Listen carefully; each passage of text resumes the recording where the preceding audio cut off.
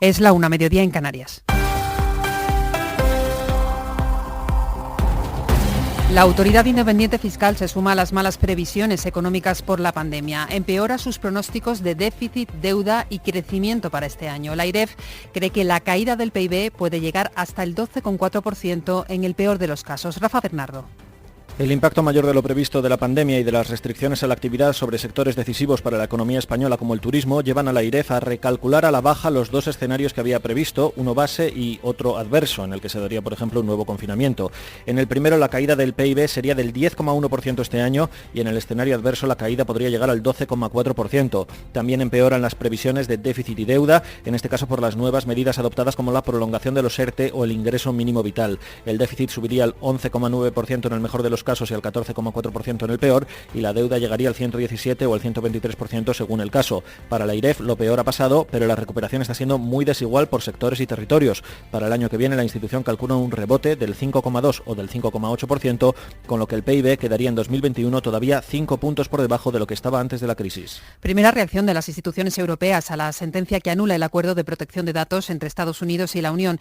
El comisario europeo de Justicia estima que 5.000 empresas se van a ver afectadas. Bruselas, Griselda Pastor. Hay 5.000 empresas que utilizan el instrumento anulado por el Tribunal Europeo para transferir datos a sus matrices en Estados Unidos o tan solo intercambiar información y que van a verse obligadas a tener que cambiar de sistema para encontrar otro más seguro, mientras la Comisión promete sí abrir negociaciones con las autoridades americanas.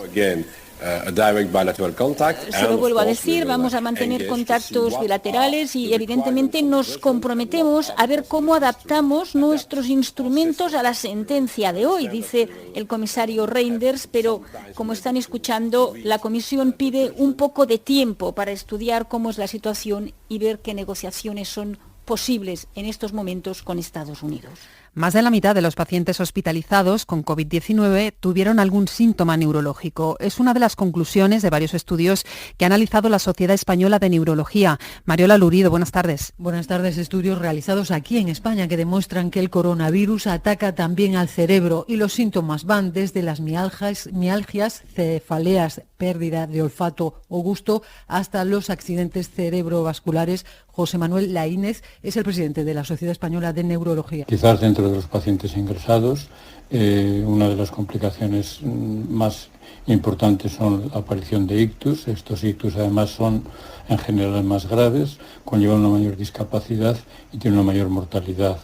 Los síntomas neurológicos fueron la principal causa de muerte en el 4% de los fallecidos por COVID y el 20% de los hospitalizados sufrieron algún trastorno de la conciencia. Los expertos recomiendan una especial vigilancia neurológica en los pacientes para detectar de forma precoz las posibles complicaciones del sistema nervioso y evitar así discapacidades. Y acabamos de saber que Castilla y León se suma a la obligación de llevar mascarilla en todos los espacios públicos, aunque se pueda mantener la distancia de seguridad. Son ya 13 las autonomías en la que es obligatorio. Aragón ha ordenado el sacrificio de casi 100.000 bisones de una granja contagiados por coronavirus. Lo ha anunciado el consejero de Agricultura, Zaragoza, Ana Sánchez Borroy. La decisión se toma porque el último análisis de seguimiento que se está realizando en esta empresa ha dado 78 positivos de los 90 ejemplares de animales que se habían sometido a las pruebas. Es una decisión dura y difícil para el Gobierno de Aragón, con un impacto económico enorme, ha reconocido el consejero de Agricultura, Joaquín Olona. No solo no se ha observado ninguna elevación de la tasa normal de mortalidad natural, sino que tampoco se ha observado ninguna patología aparente. Sabemos que tienen el virus, pero no muestran ningún signo patológico ni clínico. En estos momentos hay 2 personas contagiadas con coronavirus, otras 7 lo pasaron en mayo, aunque el contagio partía del contacto de uno de los empleados. No está demostrada la transmisión ni en un sentido ni en otro, a pesar de que científicamente el bisón es la única especie en la que se ha demostrado la presencia de coronavirus.